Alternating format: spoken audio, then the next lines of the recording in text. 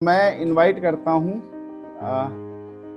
आप मैं यहाँ पे हमारे अजय जी हैं। मैं अजय जी से चाहूँगा कि वो 2 शब्द कहें।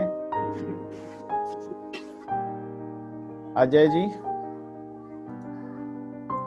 अगर आप सुन पा रहे हैं तो चलिए अजय जी, जब तक मेरे ख्याल से कोई टेक्निकल दिक्कत होगी तो पंकज जी से हम सुनना चाहेंगे कि उनके क्या विचार हैं। पंकज जी, अपने आप को अनम्यूट करें। हाँ प्लीज। सर नमस्कार। नमस्कार। नमस्कार सर। आ रही आवाज, आ रही है आपकी? हेलो। हाँ पंकज जी, आवाज आ रही है। हाँ नमस्कार सर। नमस्कार। नमस्कार। आ रही है ना? जी जी। तो आपको तो बहुत बढ़िया रहता है, हर दिन नया मिलता रहता है। जी जी। और आत्मविचार बहुत गहरा है कि क्या करना है, क्या नहीं, क्या होना चाहिए था, क्या हुआ, उसमें मैंने क्या किया, पुरानी बातें भी रहती हैं। तो बहुत काम करने की जरूरत है उसमें, बहुत सोचने की जरूरत है, बहुत छोटी छोटी बातों को करने की जरूरत है कि हाँ भाई हर उसमें, और जिस चीज में इसमें परफेक्ट होते जाएंगे हम आगे, हमारे लिए मतलब समाधान स्वतः ही मिलते रहेंगे। बहुत बढ़िया, बहुत अच्छा। Thank you Pankaj ji. कई बार क्या है, हम कई बार अपने आप को दोष देते हैं और वो पीड़ा बहुत बड़ी पीड़ा होती है। तो हमें अपने आप को दोष देने से कैसे बचना है, इस पर कल बात करेंगे। और जब हम अपने आप को दोषी मानते हैं और अपने आप को, हम अपने आप से नहीं बच सकते, अपनी आत्मा से नहीं बच सकते। तो कई बार हम अपने आप को दोष देते हैं, वो जरूरी है या नहीं है, ये इस बात पर कल चर्चा करेंगे। लेकिन हाँ, इस चीज़ से बाहर निकलना बहुत ज़रूरी होता है कि हम अपने आप को, सेल्फ इमेज को बढ़ा के रखें और अपने आप को दोषी किसी चीज़ के लिए ना माने। अगर मानते भी हैं तो उसमें जो भी हमें करना पड़े वो कल बताएंगे क्या कर सकते हैं हम best to best.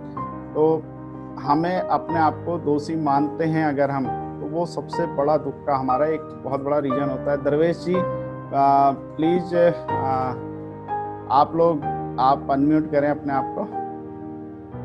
Ji sir. आप सभी लोगों को नमस्कार। और अजय जी को बहुत बहुत धन्यवाद। आज आपने बहुत ही बढ़िया टॉपिक लिया है EFT के ऊपर।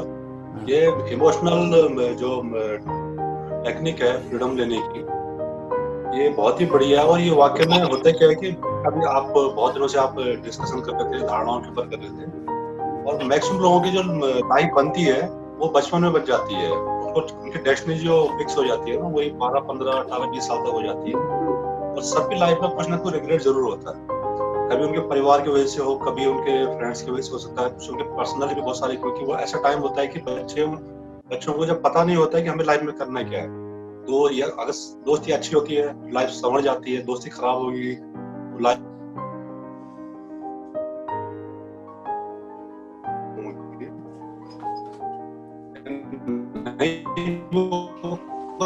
बहुत सारे कारण होते हैं।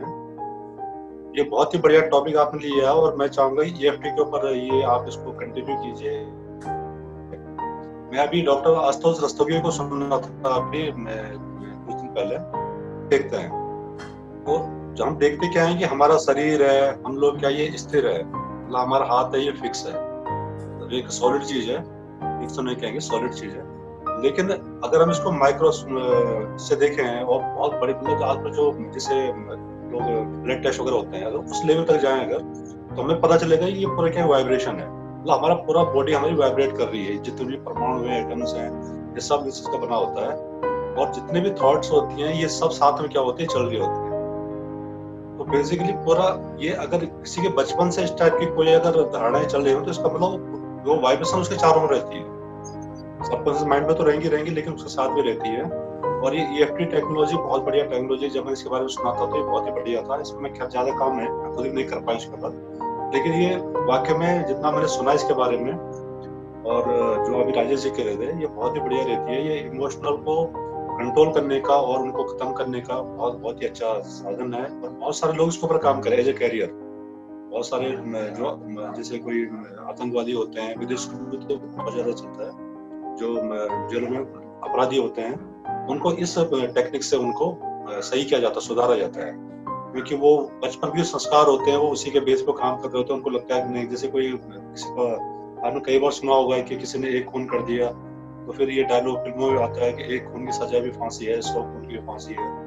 इस टाइप का फिर आदमी क्या होता है, हैबिचुअल हो जाता है। एक सिगरेट पीने से भी मार पड़नी है, 10 पीने से मार पड़नी है, ये नुकसान होना, ये सब चीजें। लेकिन ऐसा नहीं है, आत्मा की जर्नी है और कभी ना कभी सुधरना होगा, और या तो इस जन्म में सुधरना होगा, अगले जन्म में सुधरना होगा, इसको खत्म करना होगा जो रिग्रेट होते हैं लाइफ के अंदर।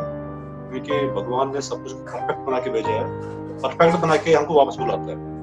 कभी आप देखोगे कि हर इंसान, चाहे वो गरीब से गरीब हो, वो भिखारी हो, कहीं ना कहीं परफेक्शन की तरफ है। ऊपर वाला ये चाहता है कि ये बंदा अपने इन चीजों से बाहर निकले, अपने सोच से बाहर निकल के एक सुंदर रूप में बाहर निकले। और बहुत बढ़िया आपने टॉपिक लिया है, आप इसके लिए बधाई के पात्र हैं, और हम इसको आगे भी कंटिन्यू सुनते रहेंगे आपसे। Thank you.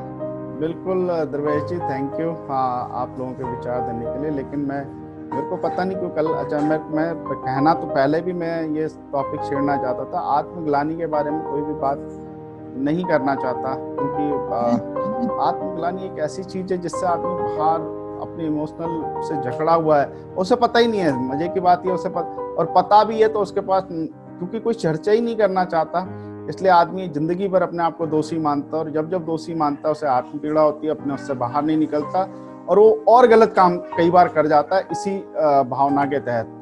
तो हमें इससे बाहर निकलने के लिए बिल्कुल कुछ काम करने की जरूरत है। छोटी छोटी टिप्स हैं, कल बात करेंगे इस पे।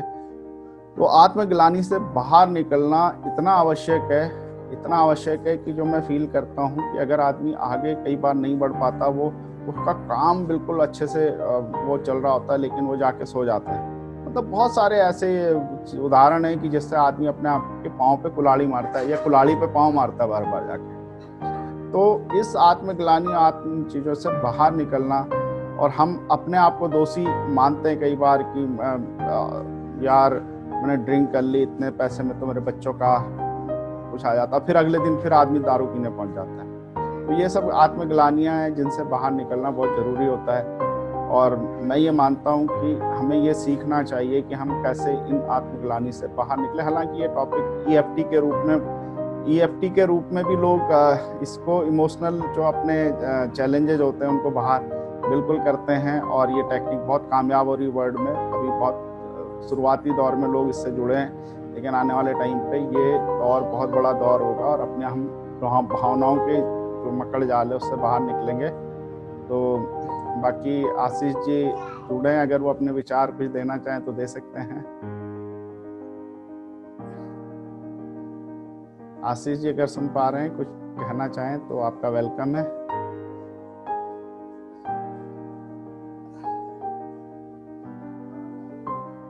तो कोई बात नहीं आशीष जी, हम इस टॉपिक पे मैं वीडियो डाल दूंगा। अभी वीडियो डालने में थोड़ा कुछ मेरे साथ दिक्कत थी समय की, और कुछ और चीज़ों की, मैं लेट हो रहा हूँ, लेकिन आज मैं सारे वीडियो पिछले अपलोड कर दूंगा। ये वीडियो मैं कल अपलोड कर लूँगा, आप देख सकते हैं यूट्यूब पे।